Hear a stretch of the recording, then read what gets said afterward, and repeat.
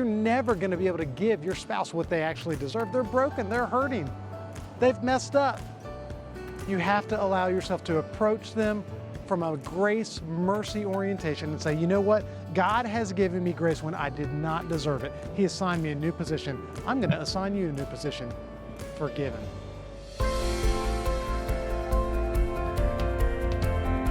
After 30,000 hours in the clinical office, I'm convinced of one thing.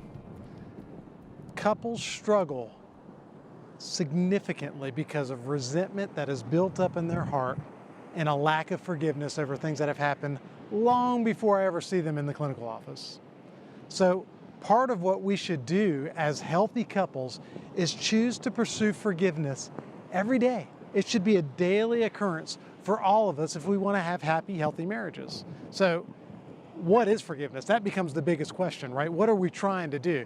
Well, I'm going to start answering that question by telling you what it's not. Forgiveness is not trusting the other person. You don't have to trust someone just because you forgive them. Forgiveness is not reconciliation. It's not even condoning what they've done. Your spouse might have hurt you. You don't have to condone what they did that hurt you.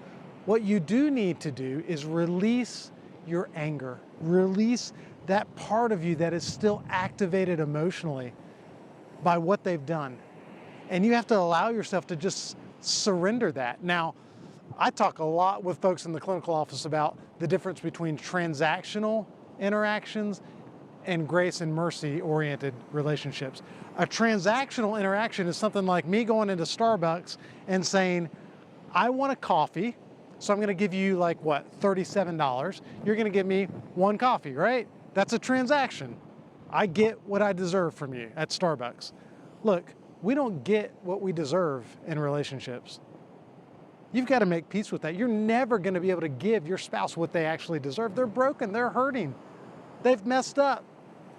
You have to allow yourself to approach them from a grace, mercy orientation and say, you know what? God has given me grace when I did not deserve it. He assigned me a new position. I'm going to assign you a new position, forgiven.